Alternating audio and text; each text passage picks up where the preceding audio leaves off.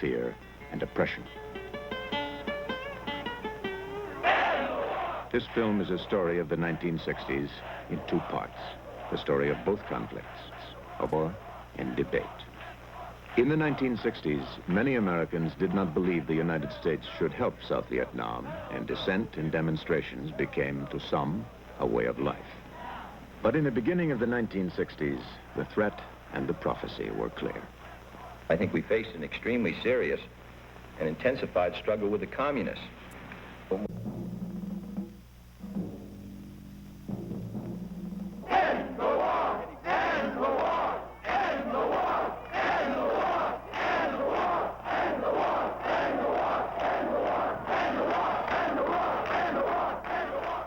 A great free debate, perhaps the greatest of all time, surfaced in the United States, and the country gave birth to 100 voices in universities, in town halls, on television, and in Washington. Done before, and I hope never does again. Do you feel that what you've gone through and what you're going to have to go through the rest of your life was worthwhile? Yes, I do. Because I think just about all people should think of just one thing right now, and that's freedom. And the only way we're going to get freedom is to protect ourselves, whether it's in this country or in other countries that need our help. And I think a lot of people feel the same way as I do. Well, I've said that you will become weaker and weaker. Most of what you read is made of lies, but speaking what you would, ain't it everybody's thought to wake up in the morning when we rise. Can you imagine a protester in Hanoi, how far he'd get if he wanted to protest North Vietnam sending troops into South Vietnam or into Laos or Cambodia? He'd end up in a jug. Have the authorities taken any action against you because of burning your card in Central Park in New York? None whatsoever. How do you feel about those who say that you're delaying the war, continuing the war, that prolonging it with this kind of action? We want the war to stop, and we feel the best way for the war to stop is for the United States to get out of Vietnam. The moratorium probably militates against the possibility of getting a satisfactory negotiated settlement to negotiate. End the war! End the war! End the war! End the war! End the war!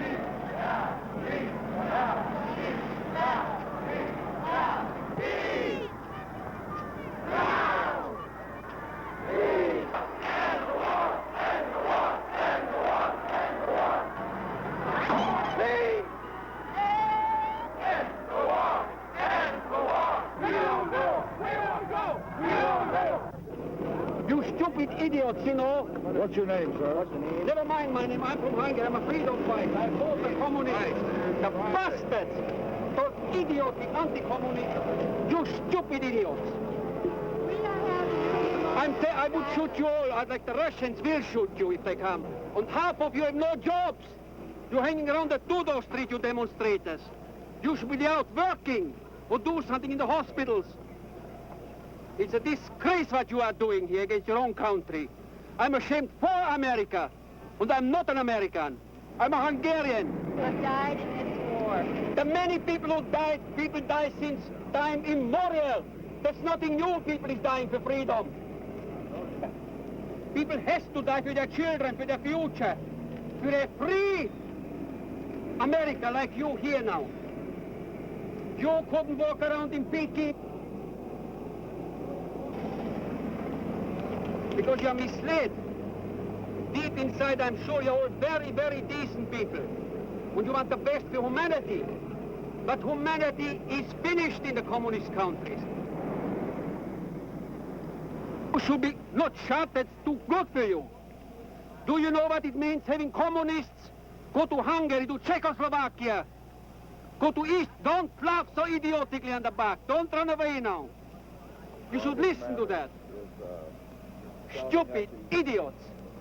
The people here is fighting for freedom.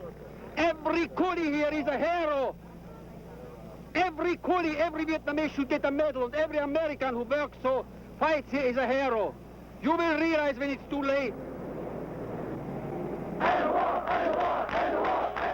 The debate went on. The demonstrations went on. And every president of the United States during the 1960s had voiced his endorsement of the United States position. Today, the communists reach ruthlessly for... But the demonstrations and parades continued with a yell of, "Hell no, we won't go." In South Vietnam, there were other parades where cries of "Hell no, we won't go" were non-existent. For without defense, their families and country would live.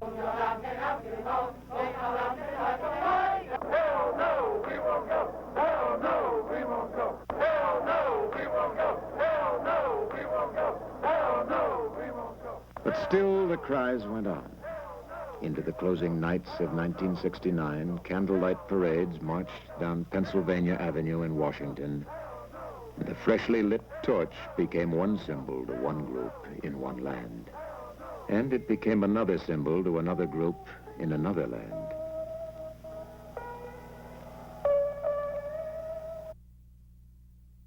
That's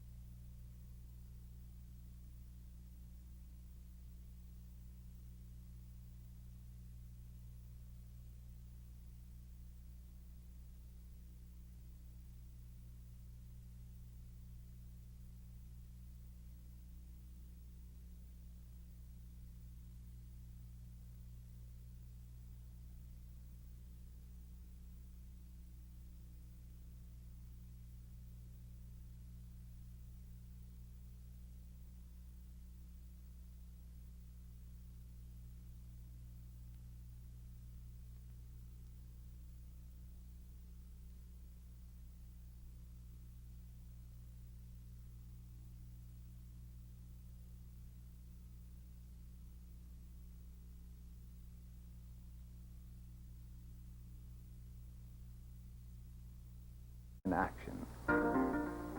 This is the University of California, a major staging ground for radical leftist demonstrations and meetings. Nearly 10,000 students attend a marathon 32-hour teach-in featuring speeches by Alaska's Democrat Senator Ernest Greening, Levi Lee Laub, a leader of the Progressive Labor Party, and Mike Meyerson, the International Secretary of the W.E.B. Du Bois Clubs, who proudly displays a ring made from the tail of an American jet plane shot down in Vietnam by communist gunfire. Stoughton Lind, a Yale University professor, urges the gathering to commit acts of civil disobedience so massive that our top government officials will have to resign. Both Norman Thomas and Norman Mailer reserve their sharpest attacks for the president himself. He is developing what he may not have himself, the worst possible imperialist attitude, the worst possible self-righteous attitude, and the worst possible indifference to human blood. You play this chess game with form to bleed, and we've been doing it for God knows how many years.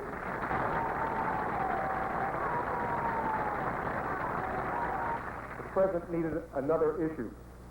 Then it came to the president. Hot damn Vietnam.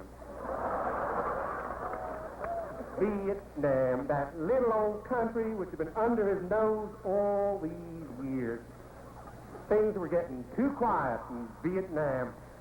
If there was one thing hotter than Harlem in the summer, it was air raids on rice paddies and napalm on red goose.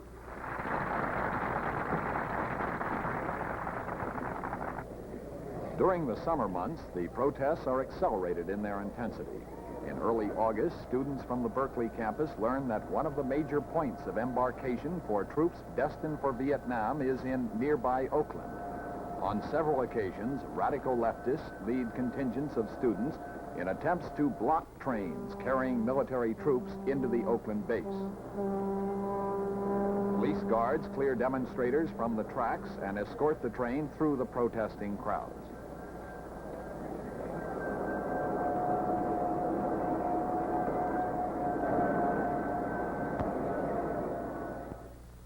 The first experiment in massive civil disobedience in connection with the Vietnam War protest has initiated the... That is being done in a number of places this summer. The next morning, the march to the Capitol begins. A Presbyterian minister participating in the demonstration explains his presence. Well, I represent the Protestants at the Columbia University in New York City. I'm marching simply as a human being who doesn't want to get blown up. Sponsors of the demonstration include Russ Nixon, managing editor of the National Guardian newspaper, who has been identified on 5 occasions as a member of the Communist Party in sworn testimony before the House Committee on Un-American Activities. Both he and Donna Allen of the Women's Strike for Peace, another sponsor of the demonstration, were cited for contempt of Congress for their refusal to testify at a 1964 committee hearing. As the demonstration nears the Capitol grounds, the marchers are warned by police officials twice that if they proceed, they will be subjecting themselves to arrest. Singing, "We Shall Not Be Moved," the marchers continue.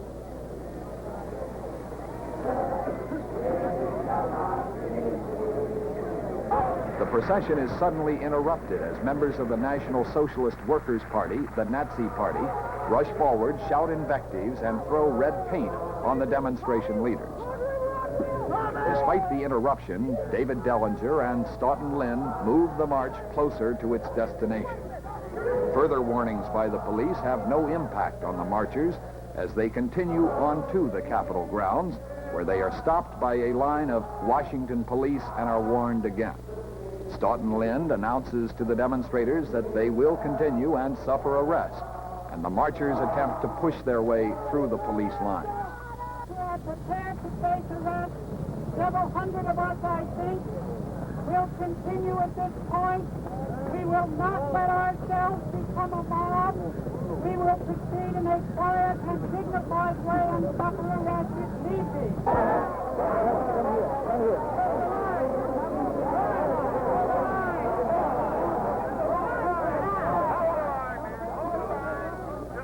When stopped by the police, the demonstrators sit down on the sidewalk in what they call passive resistance. Stoughton Lind, the Yale professor, is among the first to be arrested. Later, he is joined by David Dellinger, and ultimately, before the afternoon is over, by more than 250 others. The arrested marchers are loaded into paddy wagons and police buses and escorted off to police headquarters. In an attempt to block the buses, several demonstrators lie down in front of the wheels. Complaints of police brutality are heard as they are removed and carried away.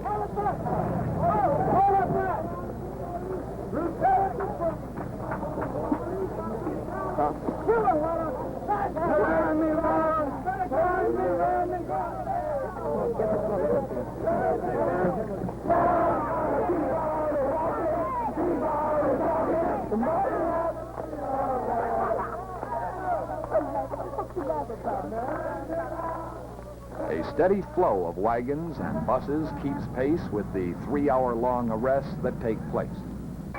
Awaiting arrest, the demonstrators read their declarations and make their speeches.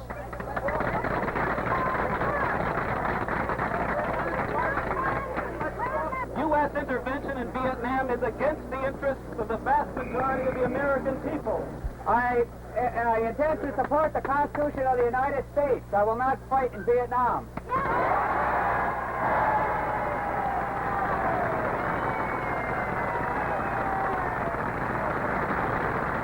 The whole world, everybody in France, in England, in Ghana, in Vietnam, in Cuba, in Russia, the whole world are watching us right now. Further, the arbitrary centralization of decision-making constitutes a most serious erosion of the democratic right of the American people to discuss and decide the questions of war and peace.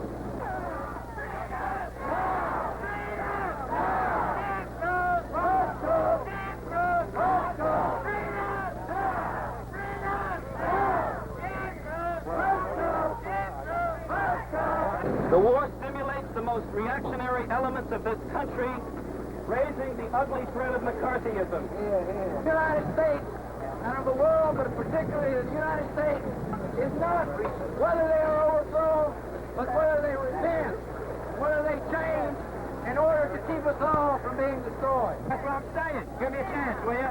We're more orderly, we're more together, we're more disciplined, we're more engaged, and we're more effective now than we were.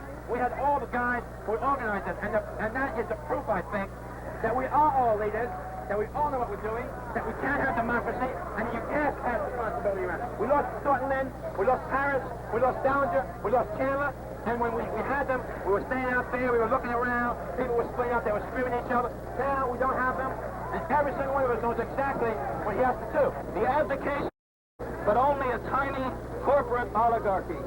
Take your time, man. Take your time.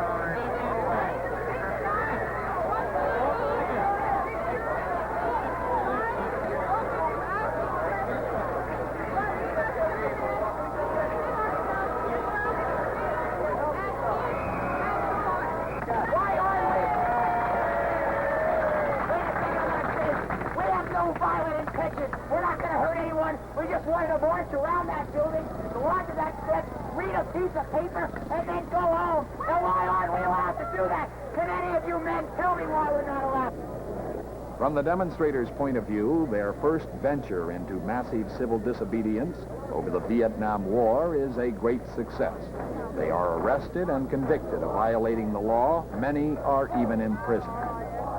According to subsequent news reports, two of the leaders, Stoughton Lind, on the right of your screen, and Tom Hayden, leave the United States on December 19th, together with Communist Party official Herbert Aptheker, and fly to Communist North Vietnam for conferences with Communist officials there. A new type of protest and civil disobedience occurs in New York City at an October 15th rally.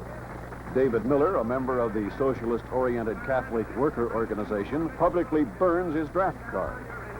Barry Basson, another featured performer at the rally, explains his opposition to the draft. Barry, why do you object to the draft? Because it is an attempt by the state to make slaves of the citizens. I think if the United States wants an army, it should be a voluntary army. If the people of the United States are willing to defend this country militarily, they should do it voluntarily. Personally, I am not willing to defend this or any other country through military means. Do you think that this country is in danger? I think it's in danger, yes, from the government, from no other source. Have you refused to serve in the Army? Yes, I have. After going to the speaker's platform, Basson's opening attack is centered on the American flag itself. I'd like to start by saying that when I was asked to speak here, I did not know that this flag would be here today. My objection to it is that I don't know of very many flags which have been so often prostituted as this one. October 15th and 16th are set aside as days for international protest by the militant groups, organized by the Vietnam Day Committee, a Berkeley-based group. Protest demonstrations are conducted in many American and foreign cities simultaneously. Berkeley demonstrators try twice to march through the city of Oakland to the Army terminal there, being stopped on both days by police officials. Among the organizers of the New York City March are Clifton DeBerry, an official of the Socialist Workers' Party, and Levi Laub of the Progressive Labor Party. Even Spartacist is clearly represented. 3 weeks later, the year's most dramatic public draft card burning ceremony is introduced. We offer full moral support to all men of draft age who refuse military service. We offer full moral support to them whether they engage in burning their draft cards, otherwise non-cooperate with the draft, or seek pacification as conscientious objectors. The 5 draft card burners are identified as Thomas C. Cornell, Mark Paul Edelman, Roy Lisker, James Wilson, and David McReynolds. Their ceremony is interrupted briefly by a spectator with a fire extinguisher, but only moments later, the burning continues.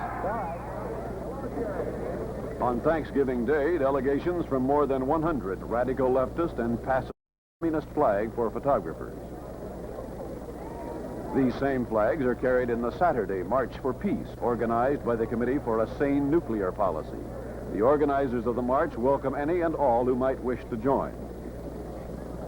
En route to the Washington Monument grounds, many demonstrators stopped to purchase the latest edition of the Communist Party's Worker, a special issue commemorating the protest demonstration. Mingling among the demonstrators are members of the extremely militant Spartacist organization, carrying signs blaming American imperialism for both the war in Vietnam and the rioting in the Watts area of Los Angeles. At the Washington Monument, the American flag is casually discarded on the ground by some as they prepare to listen to an afternoon of speeches attacking American foreign policy. An invocation is given by Dr. Edwin Dahlberg. Will you please stand? Dr. Dahlberg is a past president of the National Council of Churches.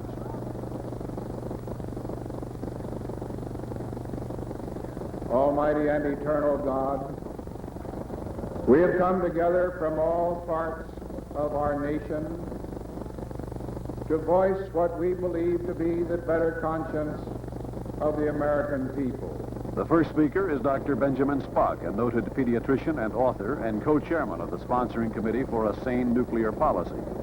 Dr. Spock comments, "It has been futilely trying to impose on South Vietnam a reactionary dictatorship which has never had more than lukewarm support from a small proportion of the citizens." Following Dr. Spock, the crowd hears speeches by longtime socialist leader Norman Thomas. Professor Joseph M. Duffy, Jr. of the University of Notre Dame, and Congressman George Brown, Jr., Democrat of California. The crowd then hears the last 2 speakers. The difference between the bombing of Hanoi and Haiphong and negotiations may well be determined by the number of our demonstrations and their intensity. What the National Liberation Front is fighting in Vietnam is a complex and a vicious war, and it is also a revolution, as honest as they will ever come.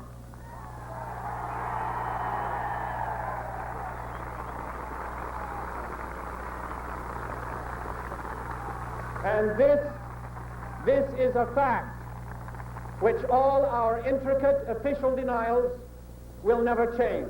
Can we understand why the Negroes of Watts rebelled? Then why do we need a devil theory for the rebellion in South Vietnam? In spite of the charge to create a diversionary issue, You have heard the American flag denounced in scathing terms. You have seen deliberate violations of law in what is called civil disobedience. You have seen the flag of the communist Viet Cong carried by leftist demonstrators in the heart of our nation's capital. Under orders from the President of the United States and with the overwhelming support of your representatives in the Congress, this flag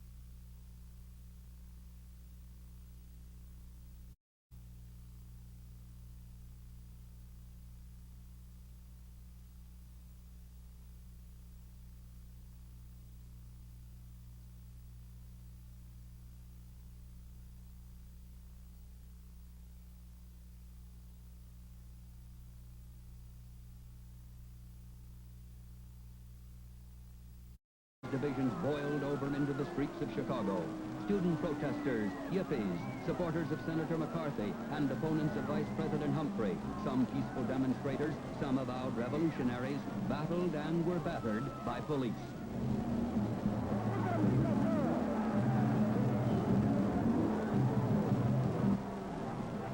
At the 1968 was the year of student revolution throughout the world. In the United States, New York's Columbia University was hard hit in May when students occupied 5 campus buildings and the president's office. Police were finally called in on a midnight raid to clear the university. On the West Coast, San Francisco State was the target for student demonstrations in both spring and fall. Black students wanted a department of their own and absolute control of subjects and faculty. 2 university chiefs quit before S.I. Hayakawa became president and called in the police. The student rebellion reached its height at the Democratic Convention in Chicago in August. The students, who appeared as advocates of the new politics, were met by Mayor Richard Daley's policemen who had orders to keep the students away from the convention. Though Mayor Daley defended his men against charges of police brutality, the Walker investigation termed part of the disturbance a police riot. In Mexico City, students also demonstrated for more control over their university. The demonstrations threatened to Grant Park was the center of protest and demonstration by the young. Flower children, hippies, the kid next door. They were alienated youth who came to air their protest against the war in Vietnam, against a society they said held no values for them, against the older generation from whom they were separated by a wide, wide gap. The Chicago establishment would have none of it. It was a brutal confrontation.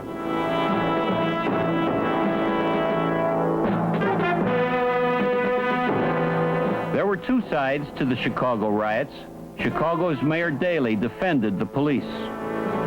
The heat of emotion and riot. Some policemen may have overacted, but to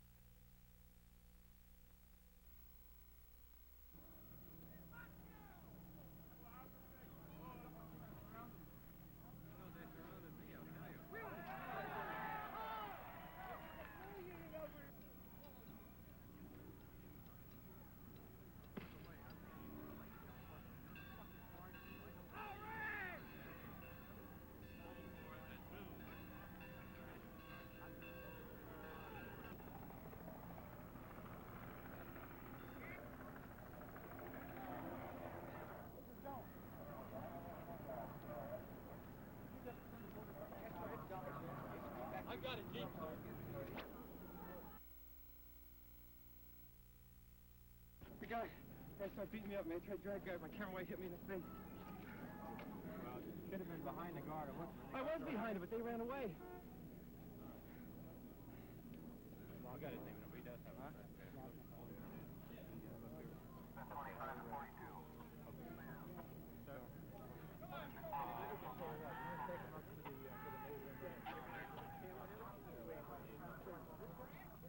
He is carrying a gun, not unless he threw it away. I saw you. All right. They got it. Do you want...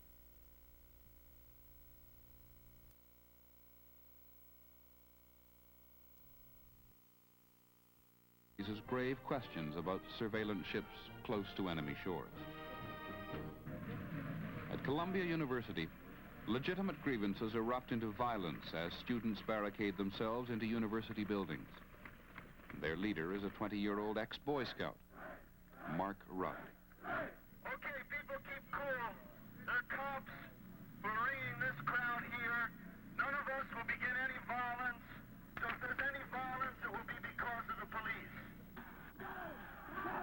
The student demands no more secret military research, no more construction on land in Harlem, no punishment for occupying the buildings.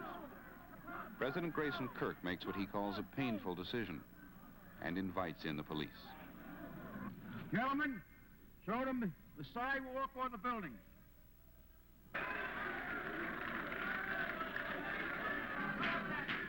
The decision proves painful for everyone as New York's finest restore law and order.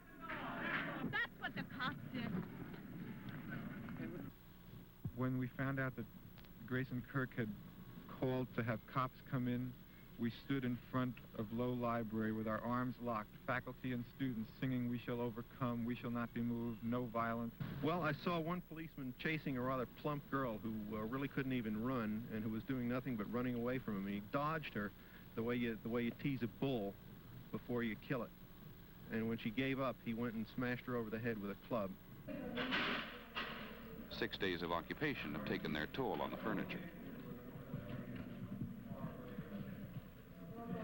Well, this is vandalism of the most inexcusable order. This is a library, supposed to be, or was. Students claim the police are responsible for some of the damage. Faculty and students turn against the administration, and a strike closes Columbia down. The speech-making continues. Now, there are rumors that the university taking people over to mathematics and showing them all that vandalism that was done there. All that property that was destroyed. All that property that was destroyed. They got a thing about property, this administration. They're really hung up about it. And when we were taken out on mathematics, we started shouting a phrase. And it's a phrase that's been used in other words and by actions of people all around the world when they face troops. And that phrase is, up against the wall, mother... It is May in Paris, where 10 years of autocratic rule is beginning to tell. The problem is that the whole French society is corrupted, is rotten. Cinema, paintings, theaters, the intellectual artists or workers or students cannot do what they want because they hurt themselves to the structures, the political and cultural structures. We cannot do anything.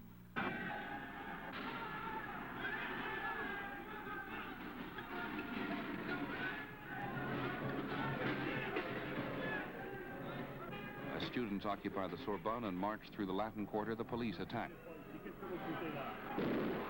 Public sympathy goes to the students at the barricades. Almost every university in France closes down. The revolt spreads to the workers. 800,000 turn out in the streets. Within a week, 9 million are on strike, and the Fifth Republic is on its knees. Elections are called. President de Gaulle and Premier Pompidou plead for support from the French people against what Pompidou calls totalitarian communist doctrine. At the same time, the general promises university reform. pay raises for the workers, and law and order in the streets. He wins the election with a massive majority.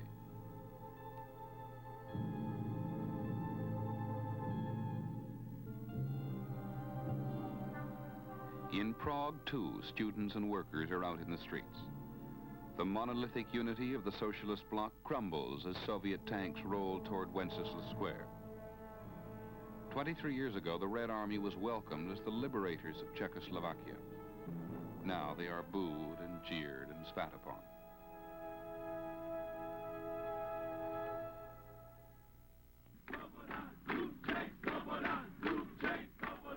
The Czech army offers no resistance. We yield to a superior power, says the Central Committee of the Communist Party. Reformers Dubček and Svoboda are hustled off to Moscow.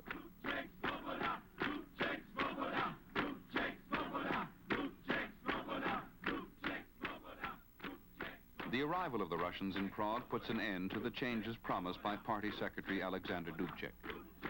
Under the slogan, "Socialism with a Human Face," the popular Dubček had begun to reform the country's economic life and its bureaucratic government structure. By the end of the year, he will be dismissed from all party posts. Press and television censorship is reintroduced, and thousands of Czechs flee the country to start a new life abroad.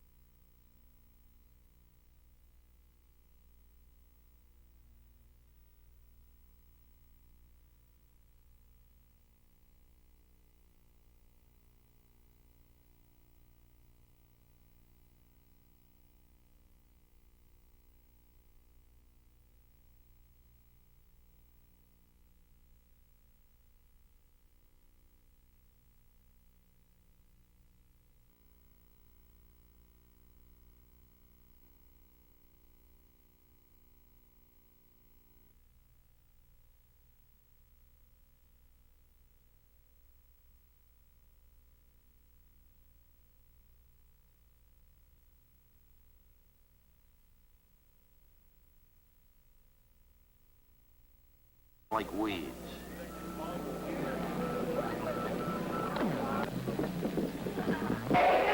Sometimes they call themselves the protest generation. They say make love, not war.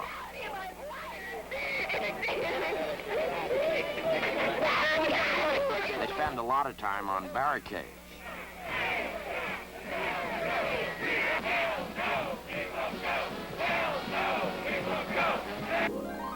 President Lyndon Johnson added the title grandfather to his other honors when daughter Lucy Nugent bore a son. The baby Or Sleepy are produced by the billions.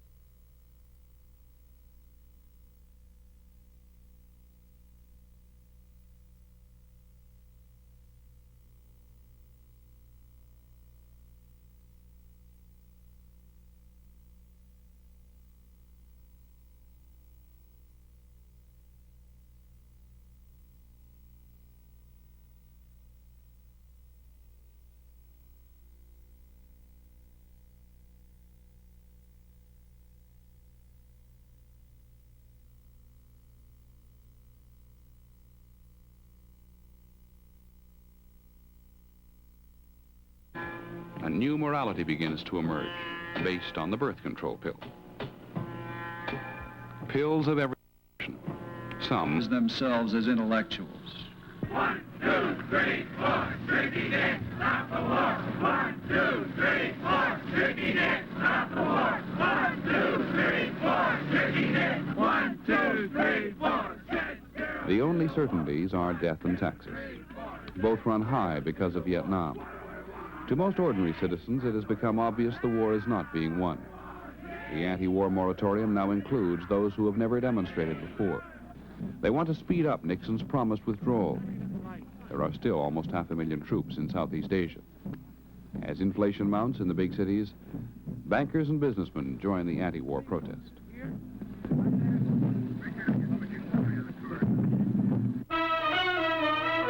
Soon become clear, however, that the youthful protesters of 1969 could not be ignored by the president or by anyone else. Well, come on, all of you big strong men. Uncle Sam needs your help again. Got himself in a terrible jam way down yonder in Vietnam. Put down your books and pick up a gun. We're gonna have a whole lot of fun. And it's 1, 2, 3. What are we fighting for? Don't ask me, I don't give a damn. The next stop is Vietnam. And it's 5, 6, 7. Open up the pearly gates.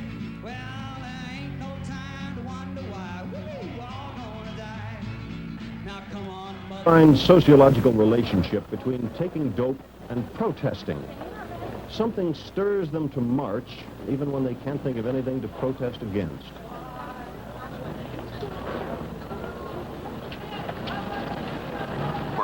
Thousands of peace demonstrators marched on the Pentagon.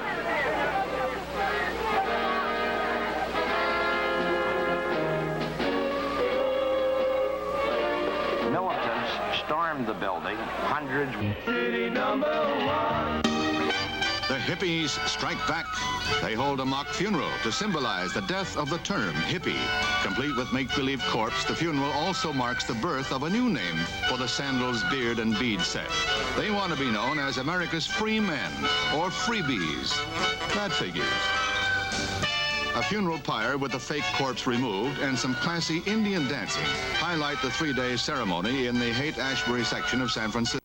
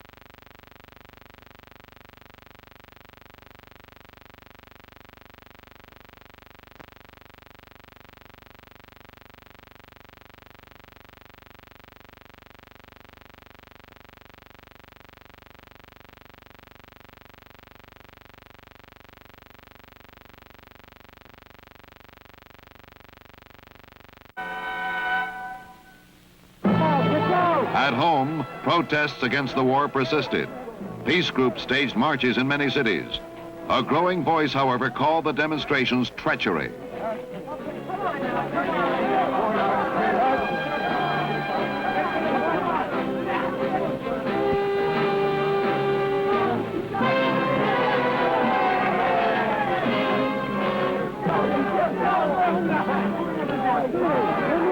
Seven young and earnest protesters burned draft cards on the steps of a Boston courthouse.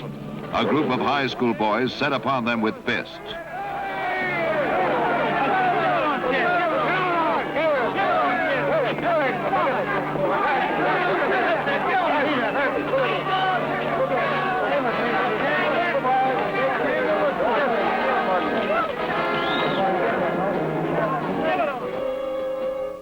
Congress investigated the peace movements, but the proceedings produced more tumult.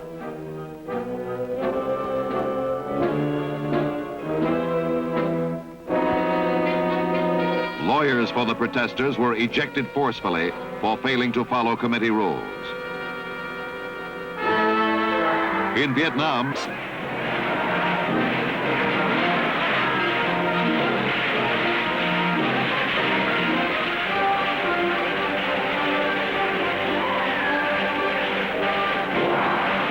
terrorism made the streets tense. In one incident, American MPs firing wildly wounded many civilians.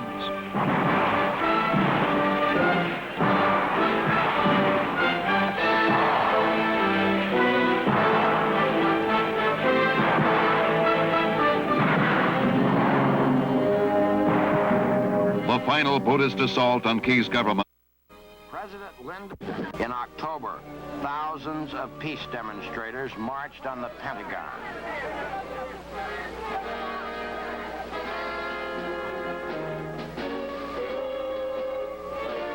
Militants stormed the building. Hundreds were arrested.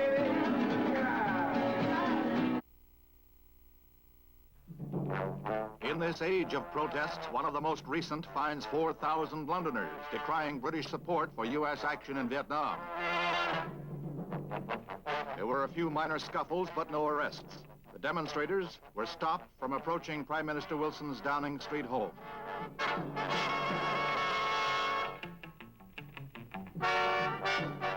Organized by the Campaign for Nuclear Disarmament, mimics of Queen Elizabeth presented mock medals and said the war was a wicked obscenity. Madrid University, scene of the largest anti-American rally in recent years. Posters, leaflets, slogans, and student speeches all carried a vehemence seldom seen here before. Some 3,000 undergraduates attended. An American flag is burned at the height of the demonstration. Both President Johnson and Francisco Franco were vilified. A new low in public protest, added strain on Spanish-American relations. Over 4,000 anti-hate people jammed Detroit's Belle Isle Park in another example of the recent social phenomenon that's sweeping the country. It's a giant love-in, close relative to the be-in, sort of a happy happening laced with the rites of spring. The slogans were just as frank as ever. Hippies, would-be hippies, and just plain folks made a colorful scene with wild costumes, uninhibited dancing, and general high frolic. Group therapy like this outdrew the Detroit Tigers that day.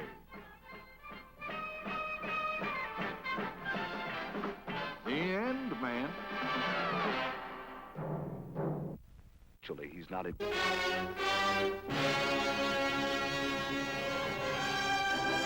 Thousands of demonstrators opposed to the Vietnam War assembled in the nation's capital for a mass protest. For the most part orderly, minor scuffles did occur between the demonstrators and hecklers. A 3-hour parade takes the demonstrators across the Potomac on their way to the Pentagon. The crowd, estimated at about 50,000 persons, was a loose confederation of some 150 groups and included adults, students, even children. It is at the Pentagon where the first test of strength comes. Military police contain the crowd, but clashes soon break out. Federal marshals arrest several who attempt to break through the protective line. Reinforcing the marshals, a second wave of MPs with fixed bayonets in scabbards move into position. Some 400 demonstrators are arrested, 2 soldiers are injured, and tear gas is used. 6 break into a Pentagon side door, but are quickly apprehended in the day-long disturbance. The next day, campfires are lighted to hold off the autumn chill. The same weekend saw nationwide demonstrations supporting American GIs in Vietnam. The Pentagon protest was less violent in its second day of sitting in. The 2-day protest ends with over 600 arrested and the widespread opinion that the demonstration made everyone a loser.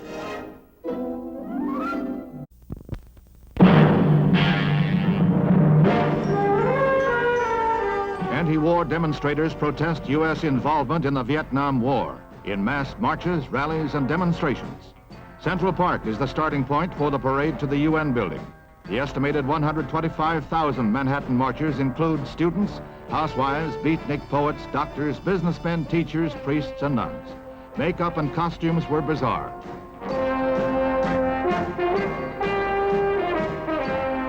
Before the parade, mass draft card burning was urged. Demonstrators claimed 200 cards were burned, but no accurate count could be determined. Reporters and onlookers were jostled away on purpose. Although mostly peaceful, shouted confrontations were frequent and fiery during the course of the march. The anti-war marchers were picketed by anti-war marchers who were hawkish toward the parading doves.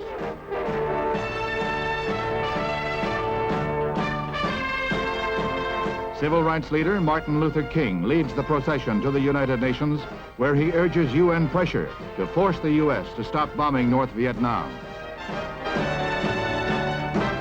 Police arrested 5 persons as disorderly. 3 were grabbed when they rushed the parade float. No serious injuries, however, in New York's biggest anti-war march.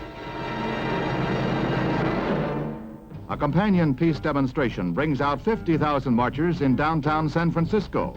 They parade 2 miles along Market Street, pacifists and hippies together.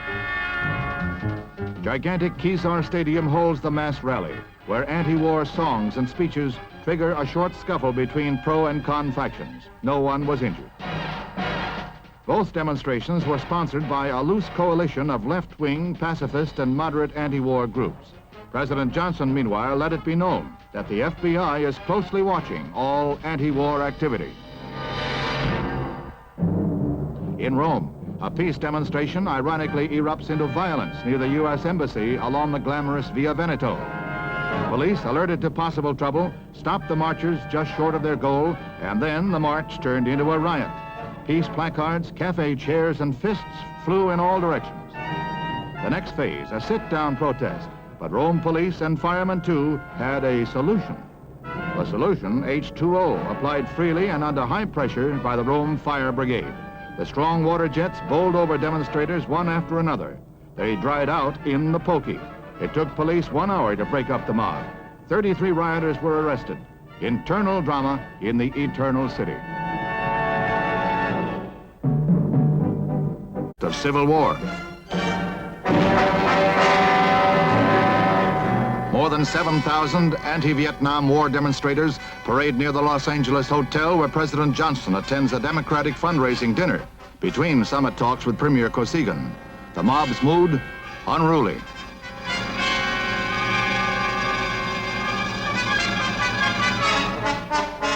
Police scuffle with the pickets, attempting to disperse them.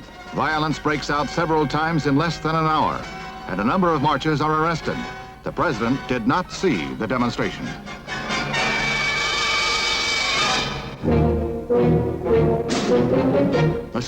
Kennedy, still a junior senator from New York. A European tour takes him to 4 capitals. He confers with de Gaulle, has an audience with Pope Paul. The Kennedy name, the Kennedy magic, is still a potent force. But everywhere he goes, Vietnam goes with him. Anti-war picketers are becoming a universal phenomenon.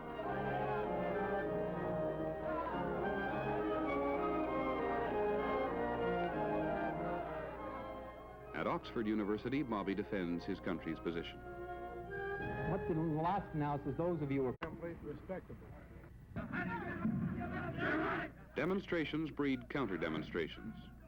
In New York, thousands take to the streets to show public support for the president's conduct of the war.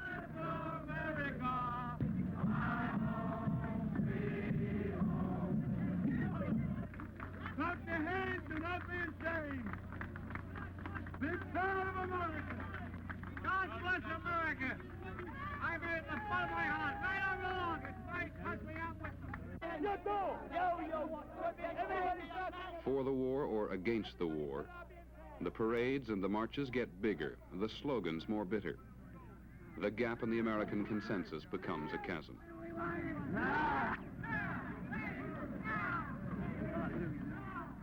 That I oppose the war in Vietnam because I love America.